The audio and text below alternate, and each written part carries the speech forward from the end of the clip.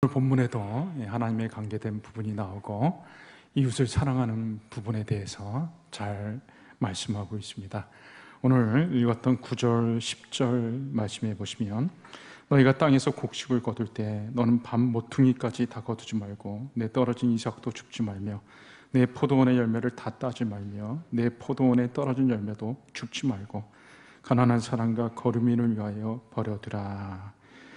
가난한 사람과 거류민을 위하여 배려해야 할 것에 대해서 말씀했습니다. 곡식을 추수할 때 모퉁이까지 다 베지 말고 그것들은 남겨놔라. 그래서 가난한 사람과 거류민들이 그것을 취할 수 있게 하라. 그리고 이삭이 땅에 떨어졌을 때 줍지 마라. 그래서 가난한 사람들 와서 주워 먹을 수 있게 하라. 그 외에도 이웃에게 대해서 사랑, 선행을 베풀 것에 대해서 말씀하고 있죠. 하나님께서는 우리에게 이웃을 향해서 사랑과 선행을 베풀 것을 말씀하셨습니다. 예수님께서 너희는 세상의 소금이다. 소금이 맛을 잃으면 무엇으로 짜게 하리요? 너희는 세상을 비추는 빛이다. 빛이 비추지 않는다면 그것은 아무 소용이 없는 것이죠. 그래서 우리가 이 세상 사람들을 향해서 착한 행실, 선행을 베풀어야 되는데 이것은 강제적으로 그렇게 할 수 있는 것은 아닙니다. 오늘 말씀에 보면 밤 모퉁이까지 베지 말라 그랬는데 모퉁이가 정확하게 어디서부터 어디까지인지를 법으로 세세하게 정하지를 않았습니다. 그리고 그것을 안 한다고 해가지고 하나님의 어떤 처벌에 대해서 말씀하시지 않았습니다. 그러니까 그것은 이웃을 향해 사랑하고 선행을 베푸는 것, 이런 것들은 순전히 다 마음에서 우러나는 것으로 자율적으로 해야 된다라는 것을 말씀한 것이죠. 자기가 알아서 자원하는 마음으로 그렇게 이웃을 사랑하고 돌봐야 된다라는 것입니다. 그리고 이웃을 향해 이렇게 선행, 사랑과 자비를 베풀어야 하는 이유에 대해서 말씀하면서 10절에 이렇게 얘기하고 있죠. 내 포도원의 열매를 다 따지 말며 내 포도원에 떨어진 열매도 줍지 말고 가난한 사람과 거류민을 위하여 버려두라. 나는 너희의 하나님 여호와이니라. 내가 너희의 하나님 여호와다. 그 말은 하나님께서 이스라엘 백성들을 향해서 또 우리를 향해서 베풀어 주신 은혜가 너무나 크기 때문에 너희는 그 은혜에 근거해가지고 너희도 이웃에게 사랑과 자비로 행하라라고 하는 말씀입니다. 출애굽기 6장 6절 7절 말씀에 보면은 그러므로 이스라엘 자손에게 말하기를 나는 여호와라. 내가 애굽 사람의 무거운 짐 밑에서 너희를 빼내어 그들의 노역에서 너희를 건지며, 하나님께서 이스라엘 백성들에게 나는 너희의 하나님이다 라고 말씀하시면서 내가 너희를 애굽의 애굽의 노예로 있을 때 빼내고 그 노역으로부터 건져내 주었다.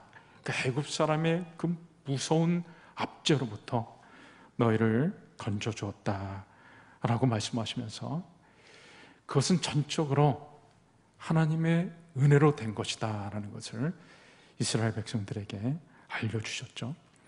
이스라엘 백성들은 애굽에서 종으로 있을 때 하나님이 누구인지도 몰랐습니다.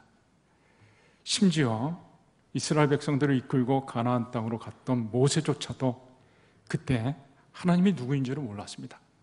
하나님이 가시나무 떨기 가운데서 모세에게 나타났을 때 모세가 하나님이 너는 이스라엘 백성에게 가가지고 이제 그들을 이끌라 했을 때 모세 입장에서는 황당하기도 해가지고 내가 누가 보냈다고 하고 그러면은 도대체 이스라엘 백성들이 내 말을 믿겠습니까? 보내신 자가 누구라고 말을 해야 됩니까? 모세조차도 하나님이 누군지를 정확하게 몰랐죠. 이스라엘 백성은 말할 것도 없었습니다. 그저 아무것도 몰랐던 이스라엘 백성들을 애굽에서 구해내신 것은 전적으로 하나님의 은혜였습니다. 레위기 11장 45절 말씀에는 이것이 하나님의 은혜로, 하나님의 의지로 된 것이다 라는 것을 말씀하고 있죠. 나는 너희 하나님이 되려고 너희를 애굽 땅에서 인도하여 낸 여호와라. 그래서 이스라엘 백성들을 애굽에서 종살이 하는 것이 너무 불쌍해가지고, 너무 안쓰러워서 하나님이 그들을 애굽에서 구해내셨다라는 것입니다. 그렇기 때문에 내가 너희에게 그런 은혜를 베풀었기 때문에 너희도 너희 주변에 있는 어려운 사람들을 사랑으로, 자비로 대해라 라는 것입니다. 하나님이 우리에게 전적으로 은혜를 베푸셔서 우리가 구원받았습니다. 우리는 예수님을 믿고 변화됐습니다. 우리가 예수님을 믿기 전에 우리는 어떠했습니까? 내 자아 중심으로 내가 주인이 되어서 내 마음대로 살았습니다. 죄 가운데 살았습니다. 하나님 앞에 진노를 쌓아가면서 하나님 보시기에 흉악한 죄인이었습니다. 그리고 내 힘으로 아둥바둥 되면서 살았습니다. 그렇게 살다가 죽으면 영원한 지옥 형벌을 받는 것이 우리의 운명이었습니다. 그런데 예수님을 믿고 어떻게 됐습니까? 내가 예수님을 영접하고 나서 이제는 내 안에 예수님이 계십니다. 내 자아 중심으로 내 마음대로 사는 것이 아니라 내 안에 예수님이 계시기 때문에 예수님 중심으로 하루하루를 살고, 그리고 이제는 죄를 짓고 사는 것이 아니라 생명의 법도, 하나님의 법도를 따라 하루하루를 살게 되었고, 그리고 우리가 예수님과 함께하는 자이기 때문에 이제 하나님이 보실 때 우리를 죄인으로 여기지 아니하시고 우리를 의인으로 여기시고, 그리고 하나님이 우리를 보실 때 우리와 함께하는 예수님을 보시기 때문에 우리를 사랑스러운 자로, 어여쁜 자로, 존귀한 자로 여겨주십니다. 그리고 우리가 이 땅에 살아가는 동안 이제는 예수님이 함께 하시기 때문에 나 혼자 아둥바둥하면서 무거운 짐을 지고 살 필요가 없어졌습니다. 수고하고 무거운 짐진 자들아 다 내게로 오라, 내가 너희를 쉬게 하리라 말씀하신 대로 이제는 예수님이 나와 함께 하시기 때문에 나의 모든 무거운 짐, 수고한 짐들을 다 예수님께 맡기고 예수님 안에서 참된 쉼과 안식, 평안을 누릴 수 있게 되었습니다. 그리고 이 땅에 살아가는 동안 우리를 사랑하시는 하나님의 사랑과 축복 가운데 살고, 그리고 우리가 이 땅에서 삶을 마쳐도 우리 영혼은 하나님께 있고, 그리고 마지막에는 우리가 영광스러운 몸으로 변화되어져서 천국에서 우리 주님과 더불어 영원한 복락을 누리게 되었습니다. 여러분, 우리가 이런 은혜를 받은 것이 전적으로 하나님의 은혜입니다. 우리는 하나님을 알지 못했습니다. 예수님도 알지 못했습니다. 그리고 우리가 어떤 상태에 있는지도 알지 못했습니다. 우리가 죄인이고 죄 가운데 살고 내 중심으로 살고 하나님께 진노를 쌓아가고 있고, 그리고 내 힘으로 아둥바둥하고 이렇게 살다가 영원한 지옥 형벌을 당하는 이 끔찍한 상태에 있는 것을 우리는 알지 못했습니다. 그렇기 때문에 우리가 하나님께 어떤 도움을 요청하지도 않았습니다. 도움도 필요를 느껴야 도움을 요청하는 것이죠. 우리가 영적으로 불능 상태에 있었기 때문에, 내가 어떤 자인지 어떤 상태에 있는지도 알지 못했기 때문에 우리는 하나님께 나를 구원해달라고, 우리를 구원해달라고 요청하지도 않았고 요청할 수도 없었습니다. 그런데 하나님께서 일방적으로 우리를 불쌍히 여기셔서 가장 사랑하는 독생자 예수 그리스도를 아낌없이 보내주셨습니다. 그리고 예수님께서는 우리를 위해 우리 죄를 사하시려고 그 고귀한 보혈의 피를 아낌없이 흘려주셨습니다. 그래서 우리는 하나님의 자녀가 된 것이고, 그리고 하나님의 사랑받는 자가 된 것이고 하나님의 사랑과 축복 가운데 하루를 살게 된 것입니다. 이것은 우리와 전혀 상관없이 된 것이기 때문에 모두 다 100% 하나님의 은혜인 것입니다. 그리고 하나님이 베풀어 주신 은혜를 알 때 제일 먼저 우리 마음속에 찾아오는 것은 기쁨입니다. 다윗이 하나님의 법궤를 자기가 살고 있는 곳으로 이제 모셔올 때, 법궤가 들어올 때 다윗이 너무 기뻐가지고 덩실덩실 막 춤을 췄습니다. 왕이 덩실덩실 막 춤을 추는데 얼마나 크게 뛰놀았는지 그만 옷이 막 훌렁훌렁훌렁 하면서 하체가 드러나고 말았습니다.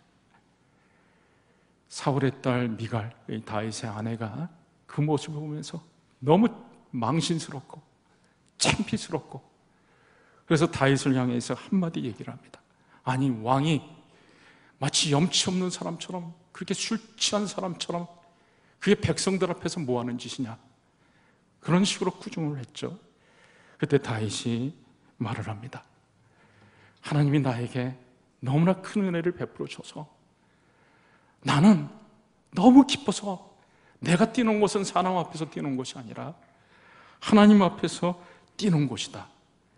나는 일개 양을 치는 목자에 불과했었는데 하나님이 나를 일국의 주권자로, 왕으로 삼아주셨는데 내가 어떻게 기쁘지 않을 수가 없냐. 내가 춤을 춘 것은 사람 앞에서 춤을 춘 것이 아니라 하나님 앞에서 춤을 춘 것이다. 너무 기뻐서 춤을 춘 것이다 라는 것입니다. 우리가 하나님께서 베풀어 주신 은혜를 깨닫게 될 때 우리는 다윗처럼 어떨 때는 막 춤을 추고 싶을 정도로 기쁨을 느끼게 되는 것입니다. 그리고 하나님이 베풀어 주시는 은혜를 알면 알수록 우리는 감격하게 되는 것이죠. 이후에도 하나님이 다윗에게 많은 은혜를 베풀어 주니까 다윗이 너무 감격해가지고 사무엘하 7장 18절 말씀에 다윗이 하나님 앞에 나아가 너무 그냥 감격해가지고 이런 고백을 합니다. 여호와 앞에 들어가 앉아서 이르되 주 여호와여 나는 누구이오며 내 집은 무엇이간데 무엇이기에 나를 여기까지 이르게 하셨나이까. 이 다윗은 일개 양을 치는 목자에 불과했었는데 하나님이 왕으로 삼아주시고 거기서 끝난 것이 아니라 계속해서 은혜를 베풀어 주시니까 다윗이 감당이 안 되는 것입니다. 그리고 자기 집안을 봐도 전혀 무명 집안, 베들레헴, 저 지방 베들레헴 땅에 무명 집안에 있었 사람인데 하나님이 아무것도 아닌 우리 집안에 나를 택해 하셔가지고 왕으로 삼으시고 이렇게 은혜를 베푸시는가. 다윗은 그것만 생각하면 너무 감격스러워가지고 하나님 앞에 이렇게 고백을 하고 있죠. 우리가 하나님이 베풀어 주신 은혜를 제대로 깨달아 알게 되면 우리는 감격하지 않을 수가 없습니다. 가끔 우리 배수근 집사님이 특송하셨을 때 은혜라고 하는 찬송, 거기 너무 가사가 귀하죠. 지금까지 살아왔던 모든 것이 하나님의 은혜, 내가 숨을 쉬고 있는 것도 하나님의 은혜, 지금까지 내가 당연하게 생각했던 모든 것이 다 하나님의 은혜가 아닌 것이 없다. 당연한 것은 하나도 없다. 다 하나님의 은혜로 되어진 것이다. 내가 하나님의 자녀가 된 것도 하나님의 은혜요, 지금 하나님이 나를 어여쁜 자로 여기시는 것도 하나님의 은혜요, 하나님의 사랑이 나와 함께 하시고 하나님이 나를 축복하시는 것도 하나님의 은혜인 것이죠. 그래서 다 하나님의 은혜를 깨닫게 될 때 우리는 하나님을 향해 감격할 수밖에 없는 것입니다. 그리고 우리가 하나님의 은혜를 알게 되면 우리는 행복할 수밖에 없습니다.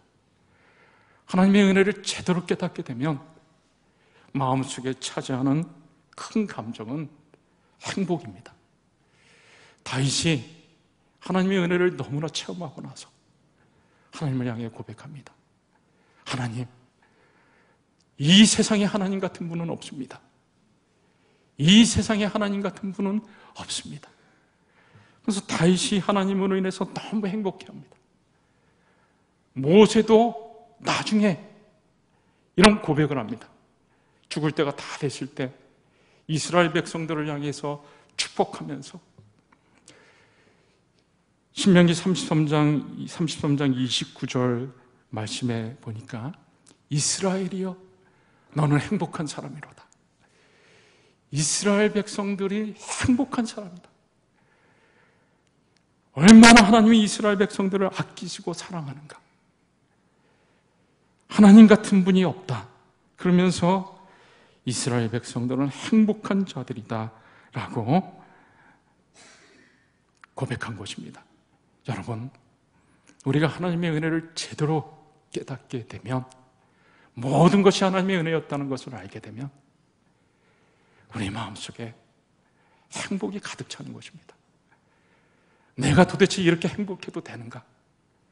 얼굴이 막 싱글벙글하고 주변의 사람들이 아니 무슨 일이 있냐고 그것에 대해서 설명해주고 대답해 줄 수 있을 정도로 우리가 행복한 삶을 살게 되는 것이죠. 그리고 모든 것이 하나님의 은혜로 되어진 것을 깨닫게 될 때 우리는 우리 삶 속에 24시간에 모든 일들을 다 은혜로 감당하게 됩니다. 주일 성수도 마찬가지예요. 은혜를 경험한 사람들은 주일날 하나님 앞에 나와 예배드리는 것이 너무 기뻐요. 그래서 주일날이 빨리 오기를 바랍니다. 근데 이 은혜를 모르는 사람들은 아니 일요일이 왜 이렇게 빨리 오지? 또 교회 가서 예배 드려야 되나? 은혜가 없기 때문에, 기쁨이 없기 때문에 억지로 하게 되는 것입니다. 은혜 받은 사람은 헌금하는 것도 다릅니다. 기쁨으로 하나님이 베풀어 주신 은혜가 감사해가지고 기쁨으로 드리죠. 그러나 은혜가 없는 사람들은 억지로 아깝고 내가 이렇게 했고 이걸 드려야 되나?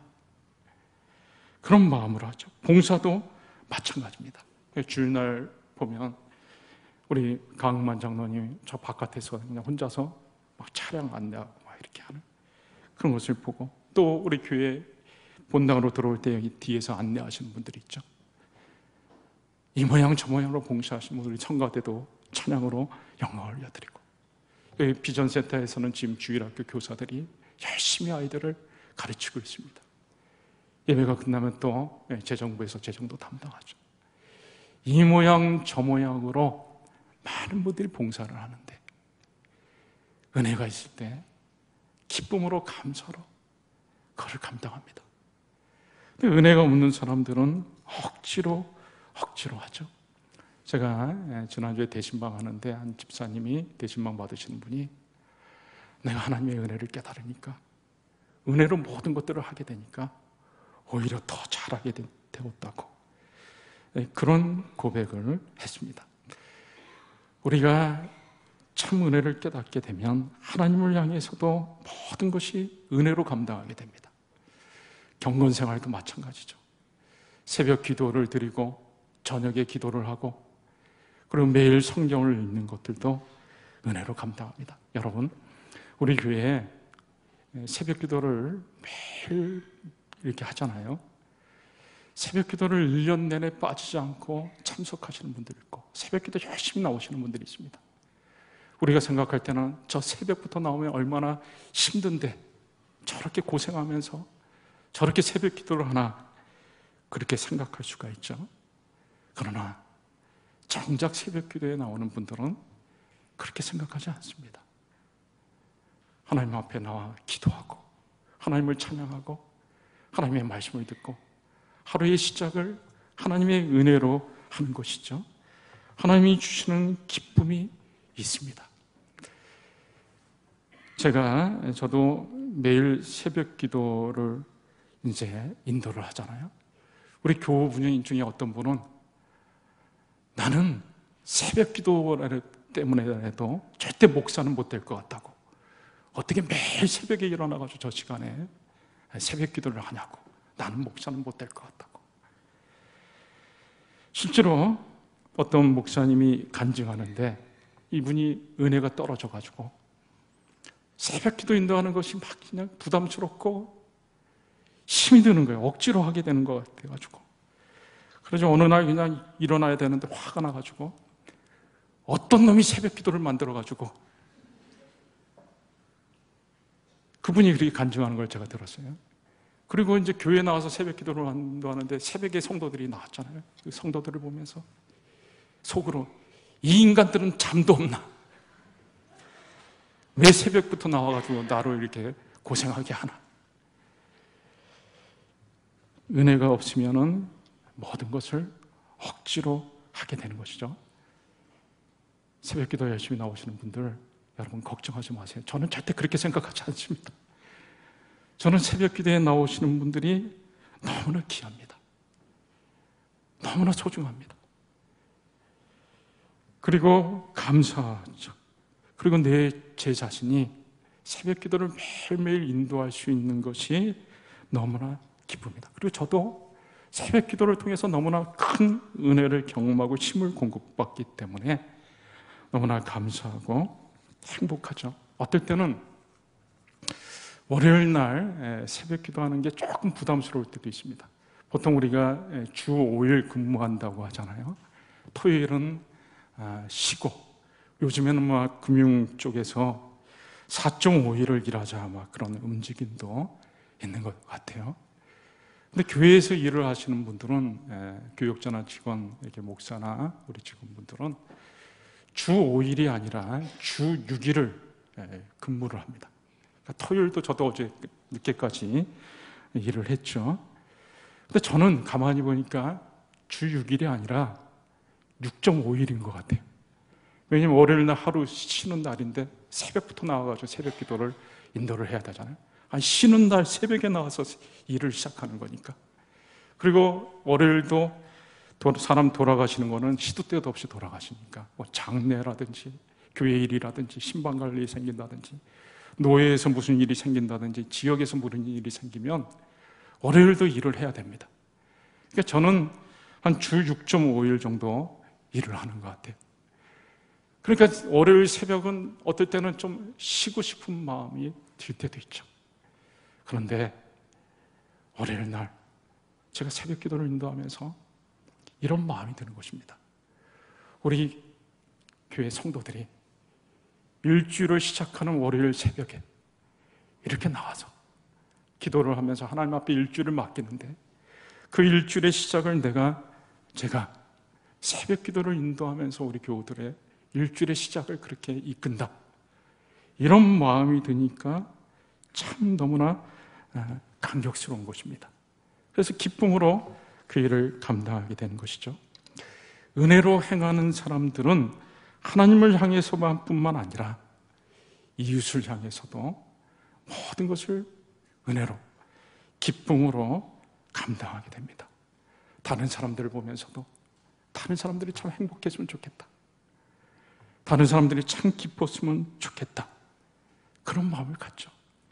우리 교회가 지난번에 7월 첫 주에 맥주 감사 주일 헌금을 하면서 전부 다 우리가 어려운 이웃들을 위해서 사용하기로 우리 당회에서 장로님들이 그렇게 결의를 해가지고 그렇게 하기로 했습니다. 그리고 맥주 감사 헌금이 실제로 538만 원이 나왔는데 어떤 장로님 한 분이 50만 원을 더 목적 헌금을 하셔가지고 600만 원 가량 전부가 다 어려운 이웃을 위해서, 어려운 교회를 위해서 다 전부 쓰여졌습니다. 지금 코로나로 인해 가지고 작은 교회들이 너무나 많은 어려움을 겪고 있습니다. 1년에 9,500여 교회가 문을 닫아야 할 정도로 가정으로 들어가기도 하고 문을 닫기도 하고 막 그 교회 안에 막 2명, 3명 앉아있고 4명 앉아있다가 결국에는 문을 닫는 그런 교회들이 속출하고 있습니다. 너무나 안타깝죠. 근데 우리가 드린 헌금이 어려운 교회, 그리고 낙심한 목회자들을 위로하고 격려하고 다시 세워주는데 그렇게 쓰여졌습니다. 어떻게 그런 일이 있을 수가 있을까요? 하나님의 말씀을 보고 맥주감사 주일, 그리고 성경 말씀, 이 레위기 말씀도 보고 하는 가운데 우리 교회도 참 중요하지만 하나님이 보실 때는 이 세상의 모든 교회가 다 하나님의 교회예요. 다 중요한 것입니다. 그래서 우리 교회뿐만 아니라 다른 어려운 교회도 하나님 보실 때 똑같이 어려운, 사랑하는 교회니까 잘 섬겨야겠다, 그런 마음이 든 거죠. 성도들 간에도 마찬가지입니다. 은혜를 받은 사람들은 다른 성도들을 보면서 막 사랑하고 싶고 더 잘해주고 싶고, 심지어 자기에게 상처를 주고 큰 잘못을 범한 사람까지 품어주려고 하고 용서하려고 하고 그렇게 합니다. 목회자와 성도의 관계도 마찬가지죠.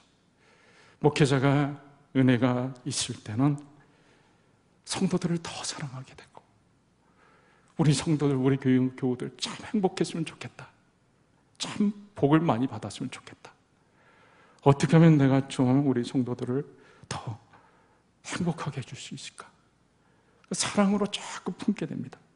그 성도들 중에는 때때로 가끔 목회자한테 까칠한 사람들도 간혹 있죠. 그래도 이제 사랑으로 잘 품게 되고 그렇게 되는 것이죠. 말씀 준비하는 것도 그렇습니다. 어떤 분은 설교 말씀을 준비하는 게, 목사가 설교 말씀을 준비하는 게 좀 그렇게 어렵지 않다 생각하시는 분도 있을지 몰라요. 그런데 여러분, 설교 준비하는 거 진짜 어렵습니다. 이건 해본 사람만 아는 거예요. 근데 설교를 준비를 하면서도 주일날 우리 교회에 와서 예배드릴 성도들을 생각하면서 어떻게 해서든지 조금이라도 더 생명의 말씀, 하나님이 역사하시는 말씀을 전해야겠다, 더 기쁨으로 간절한 마음으로 은혜로 준비를 하는 거예요. 어제도 밤 12시가 넘었습니다. 그렇게 12시가 넘어서 설교 준비가 끝난 것이죠. 성도들도 마찬가지입니다. 은혜가 있을 때는 목회자를 향해서 사랑하는 마음, 목회자를 위하는 마음, 어떻게 해서든지 목회자를 더 잘 대우해 주려고 하는 마음이 생기는 것이죠. 이제 말씀을 맺습니다. 여러분, 이 시간에 한번 우리 신앙을 점검해 봤으면 좋겠습니다. 여러분은 여러분이 살면서 모든 일들을 은혜로 하고 있습니까? 아니면 마지못해 하고 있습니까? 하나님을 향해 드리는 예배, 봉사, 모든 것들을 기쁨으로 하고 있습니까? 아니면 마지못해서 억지로 하고 있습니까? 이웃을 사랑하고 이웃에게 선행을 베푸는 것들을 기쁨으로 감당하고 있습니까? 아니면 전혀 그런 것들을 감당하지도 못하고 해도 마지못해 억지로 하고 있습니까? 이 시간에 여러분들이 하나님의 은혜로 무장하시기 바랍니다. 하나님이 나에게 베풀어 주신 은혜, 그 은혜로 무장할 때 나는 하나님을 향해서, 그리고 다른 사람들을 향해서 모든 것을 은혜로 감당하게 되는 것입니다. 이 시간에 우리 한번 같이 말씀 붙잡고 기도할 때, 하나님, 저희의 삶의 모든 것이 하나님의 은혜로 되어진 줄 압니다. 이 땅에 살아가는 동안 은혜로 살게 하여 주시옵소서. 하나님을 향해서도 사람을 향해서도 은혜로 모든 일들을 감당하는 저희들이 되게 하여 주시옵소서. 우리 한번 1, 2분 정도 같이 간절히 기도하도록 하겠습니다.